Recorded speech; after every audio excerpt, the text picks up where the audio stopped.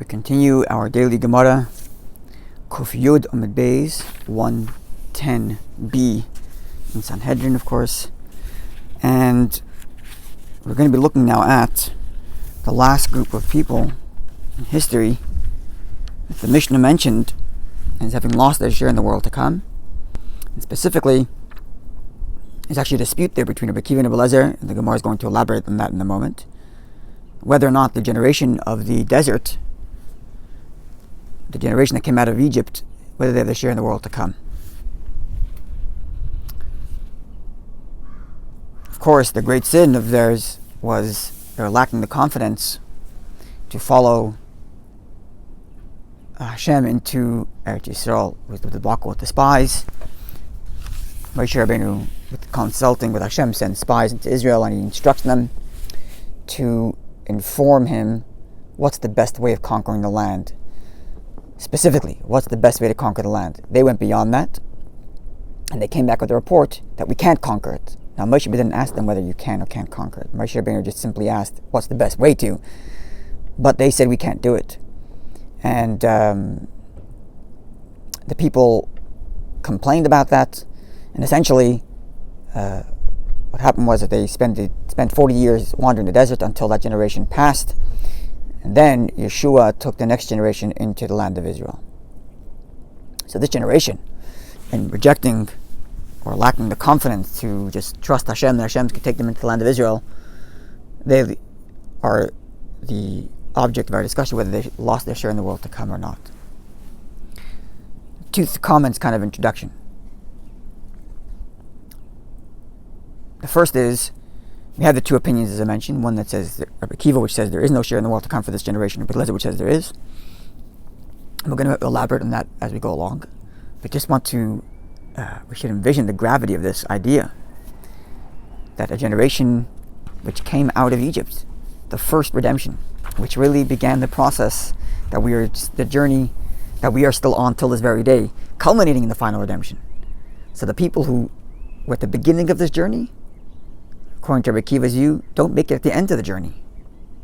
It's quite heavy in and of itself. The other introduction is giving us the Hasidic understanding of the mistake of that generation. So Hasidus understands this mistake as being the inverse of the mistake of Korach. Korach said, okay, if godliness is found in the place of darkness, then why are we celebrating a hierarchy of light, divine light? Celebrate the darkness. Failure, as we explained, is the lack of understanding that although it is true when Mashiach comes, we will see the truth that godliness is invested even in the darkness. But in order to do that, we need to have a hierarchy of light to be able to access the hidden light within that darkness. And that was the mistake of Korach. So Korach's mistake was he was too indulgent in the space of division and darkness. The people of the desert were the opposite, says Chassidus. The reason why they didn't want to go into the land of Israel is because they were spoiled. Spiritually and physically, therefore, spoiled in the desert. They were basking in the glory of the clouds of glory, the manna coming from heaven. Every time things didn't go exactly the way they wanted to, they complained to Moshe Rabbeinu. They were spoiled, spiritually and therefore physically spoiled. And because they so took for granted the fact that Hashem was granting them and giving them everything freely, literally freely, they didn't want to go to Israel because they knew that going to Israel meant they need to roll up their sleeves and start to work. Not just physically working the land as opposed to getting free manna, but spiritually work. They would have to start to work to fight off, the cultures that pervaded there at the time. I mean, Moshe Rabbeinu keeps on warning them, when you get to the land of Israel and you're going to meet other cultures and they're serving idols, don't follow their ways. He keeps on repeating that again and again to the people. Because in the desert, they didn't have to face all that. They were spoiled.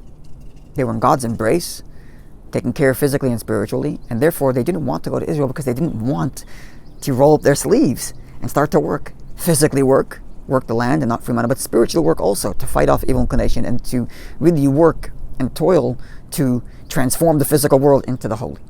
So whereas Korach was putting too much emphasis on the value of the place of distance from Hashem, the place of darkness, the people of the desert were doing the opposite. They were so overindulged by the light that they could not get themselves to work in a place of darkness and bring the light into that place of darkness. Bring godliness into the physical world, which began when the Jews went into Israel. In fact, the Zohar tells us that the manna is referred to as Nama de Kisufa, the bread of shame. Shame because they didn't work for it. It's free. It was free. Kind of like a person has to take a handout. If someone needs to take a handout, then they should take their handout, and that's just the way Hashem positioned that they should be the person to receive the handout. But nonetheless, there is a certain element of shame there, and that the person didn't work for it. So spiritually speaking, the person who, not the literal physical manna, but the spiritually speaking, when God grants that kind of revelation at Sinai and the splitting of the sea and the before that the plagues, all of this revelation freely, it's a shameful spiritual experience, as opposed to the work required once getting into the land of Israel to earn that spirituality on their own. And in their spoiled state, they didn't want to go to the land of Israel. So that's the Hasidic reading on the mistake of the people of the desert. Now let's learn the Gemara on its literal level, of course, and perhaps we'll see how this Hasidic reading will help us understand some of what the Gemara is going to be discussing. So, as is often the case, the Gemara will open up with a Mishnaic age text, a Braisa, or in this case, a Tosefta, which is an elaboration of the Mishnah itself, something we've mentioned a number of times. So, the third line from the top of the page, after the two dots, the Gemara first quotes the relevant section of the Mishnah, which says, the people of the desert, the generation of the desert, don't have any share in the world to come, etc. So, Tanna Rabbanan, our sages taught in this Tosefta, in this Mishnaic age text, as an elaboration of the Mishnah, elaborating on the dispute mentioned before between Rabbi Akiva and Rabbi Eliezer. And the text reads as follows: There Midbar, the generation of the Midbar, don't have a share in the world to come. Shenemar, as the verse reads, in this desert you shall die. This is a verse in Numbers 14:35. God is telling the people, in this desert you shall die. V'sham yamusu, and there you shall die. So double expression. Yamusu. Yitamu, not Yamusu. In this generation shall be, in this desert shall be your end. V'sham yamusu, and there you shall die. So double expression is Yitamu b'elam hazeh, their demise in this physical world. V'sham yamusu, and there they shall die. The double expression is b'elam haba, in the world to come.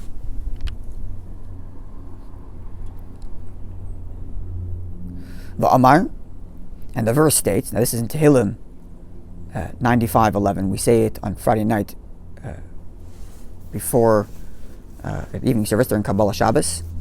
And the verse reads, for God says, I swore in my anger, that they shall not come into my place of resting. They should not come and enter into the land of Israel.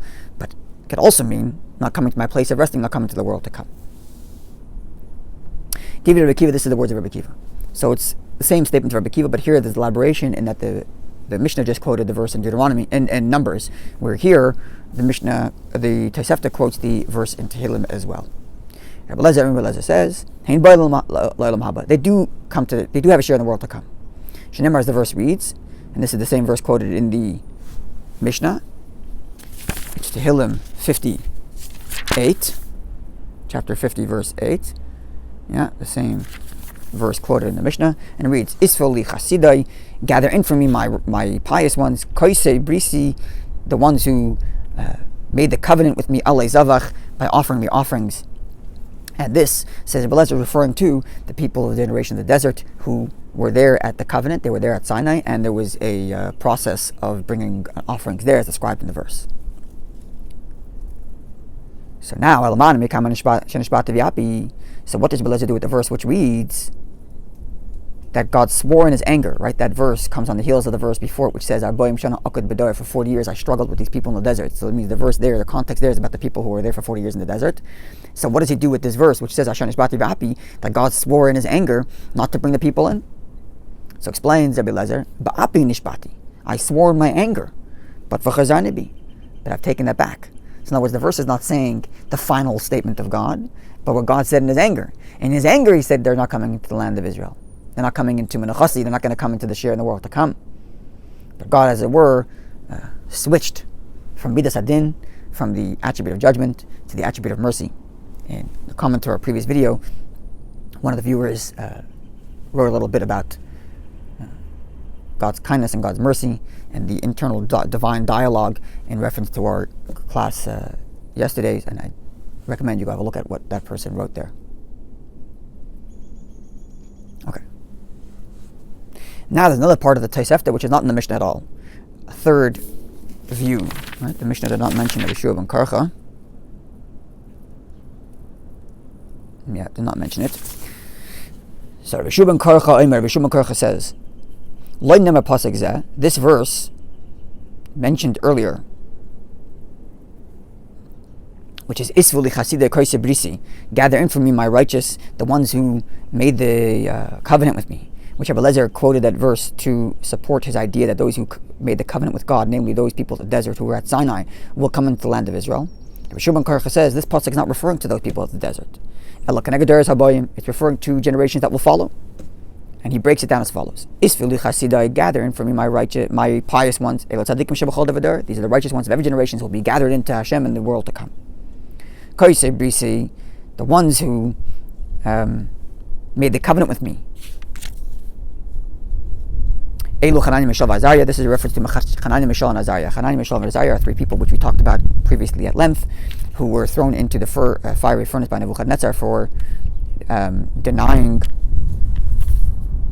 or for not bowing down to idols. So they are the ones who put themselves to the test for the covenant.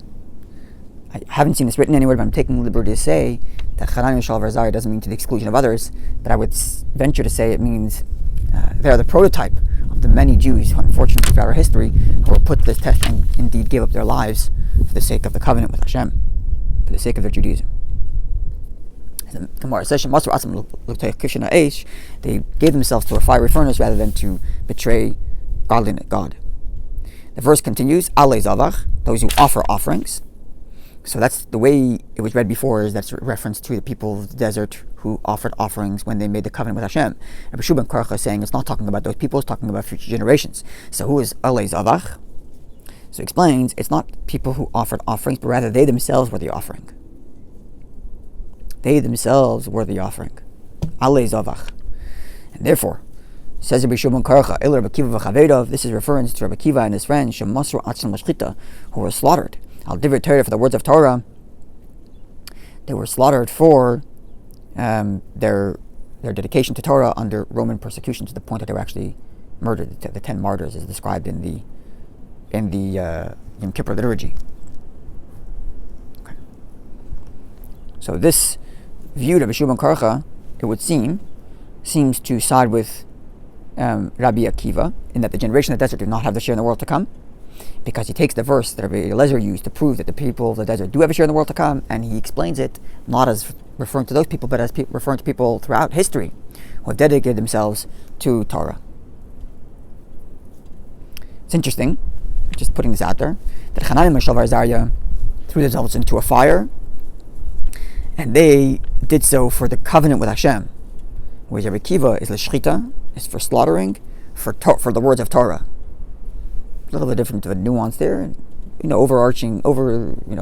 generally speaking, it's referring to the same thing, a dedication to Hashem to the point that they're willing to give up their lives, dedication to Judaism, to Torah, and to God. But the specifics is a little different. Throwing to the fire for the covenant and giving up their lives for Torah. And perhaps it's referring to two modalities of Mesiras Nefesh, of self-sacrifice. One model of self-sacrifice is the Rabbi Akiva model, one who has Torah knowledge, and in his Torah knowledge understands and appreciates the worthiness of giving up one's life for Hashem. And indeed, Rabbi Akiva said at that time when he was being killed, famous story, gruesome story, but he says there, my entire life I was waiting for this moment when I can give up my life for Hashem. In other words, it was his divrei Torah, it was his words of Torah, it was his knowledge that made him appreciate the value of the moment that he can give up his life for the service of Hashem. That's one modality. Another modality is koise bris. They made a covenant, they made a pact.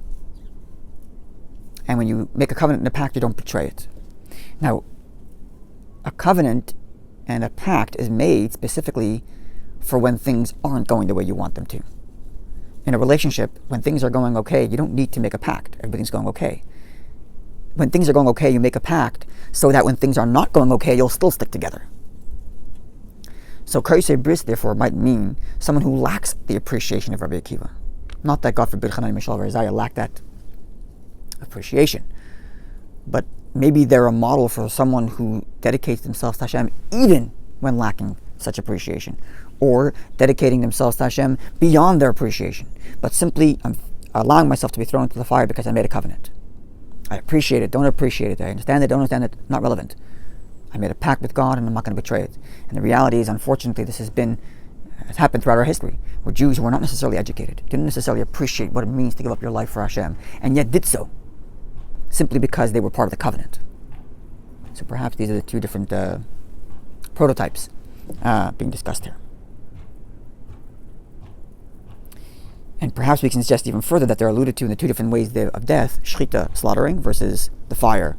Fire is I put it this way: fire and shchita both imply going up. Fire physically goes up, and shchita also goes up, because shchita is the halacha is ein v'shachat elo mashach. The motion of slaughtering has to be mashach, has to be drawn near, right? So this explains this to mean that during slaughtering physically of an animal, we are drawing near. We are drawing the energy of the animal to be elevated, that it should be in the service of Hashem, right? When a person eats meat and then uses the energy that meat provides to serve Hashem, they have mashach, they elevated it. But the difference between the two elevation is the fire comes from below, meaning I'm here and the fire is burning upward, whereas the shchita, the motion of drawing near of the animal, is that it comes from above, as if to say the shchita comes from an appreciation that draws one near to the service of Hashem, and therefore he's willing to give up his life, versus the fire that's burning and passionate, saying I can't do it any other way, I just have to burn up, even though it's not being drawn, perhaps. But of course, as always, the interpretation, the floor is open for interpretation. Now the Mishnah tells us another view. Rabbi Shimon ben Manasseh says, "Boyin heim la'ilam haba." The people of the desert do have a share in the world to come. Shenemar, as the verse reads, "Upduya Hashem," those who were redeemed by God, Yashuvun will return, Ubo Tzion will arrive in Zion, Berina in joy. So those who were redeemed by God, the people of the desert, they were redeemed by Hashem from Egypt, they will return. So even though now they're lost, because they're past in the desert, but they will return, they will come to Zion, they will end up in Israel with the coming of Mashiach, so they do have their share in the world to come. Now this seems to be the end of the Tosefta of that Mishnaic age text. Now the Gemara comments as follows, and this is amazing. Amar Rabba bar Barchana. Rabba, son of Barchana, said, Amar Rabbi Yochanan, the name of Rabbi Yochanan, Shafker Rabbi Akiva lachasidusa. Rabbi Akiva, uncharacteristically, departed from his pious state. Rabbi Akiva is usually the pious one who is offering kindness for Jews and speaking well of Jews. And yet here, he's taking the hard line and saying that those of the desert do not have a share in the world to come. So the Gemara comments, he left his kindness, he left his usual way of being benevolent. And the Gemara further states, Shenemar, the verse reads, and kind of supporting this idea that the people of the desert should get a share in the world to come, because the verse reminisces, it's a verse in Jeremiah where God reminisces about those who were with him in the desert. It says, Holech v'karasa b'oznei Yerushalayim, it goes and it calls out in the ears of Jerusalem, Lamar saying, Koyamar Hashem, the verse reads, this is what God said. Now the verse doesn't, the Gemara doesn't quote that part of the verse, but that's what the verse says. I remember the kindness of youth, the love of our old time, that you followed me in the desert, in a land that's it lacks any vegetation, lacks any growth. So God's reminiscing how beautiful it was in your youth, O Jewish people, that you followed me into the desert. And therefore,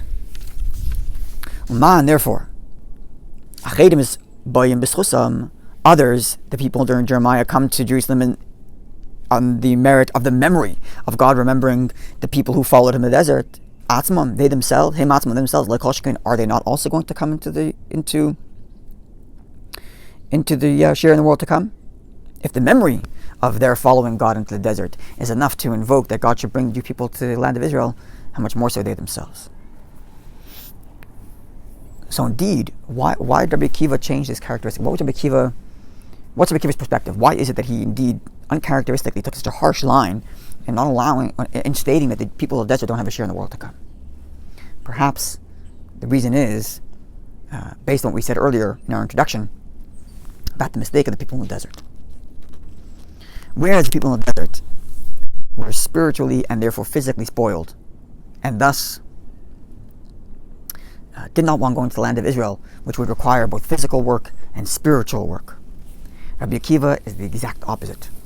Rabbi Akiva grew up from a family of converts, knew nothing, and at 40 years old started studying Torah. The famous long story in the Talmud, how he met his wife, and how he married her against his father-in-law's will. Long story, which we're not going to get into here. But one part of the story is when Rabbi Akiva, who was a simple shepherd, sees water dropping on a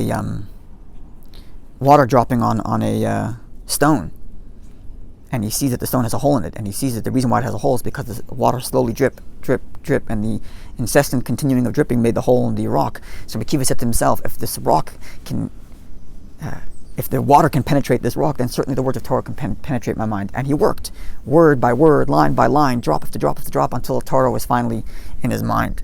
So he was the person who was the exact opposite of those in the desert. He didn't have that spoiled, privileged upbringing where God just provided revelation to him. He had to work for it, and late in life, at 4 years old. And like we said before, he was the person who earned and appreciated the moment of giving up his life for Hashem. The shechita, he was drawn in with toil and work. And not just because there was a covenant. He had to work for that. He had to fight for it. He built his appreciation for it. And therefore, as kind as he was, characteristically speaking, the idea that people who had everything served to them on a silver platter, the people of the desert, they had the revelation at Sinai, the manna, and everything else that followed, and they aren't willing to put up the work and the effort for that, it was something that was, perhaps too difficult from Rabbi Akiva's perspective to let go. Now with this we conclude the Gemara's commentary on the Mishnah, and then tomorrow, God, when we get into the next Mishnah, which will talk about other generations in history, till now we're talking about people of the Torah, and now we're going to get into generations that are in the sections in the prophets, namely the 10 tribes, as we shall see going forward. Have a wonderful day, everybody, and again, if you're in Montreal, go outside, it's beautiful.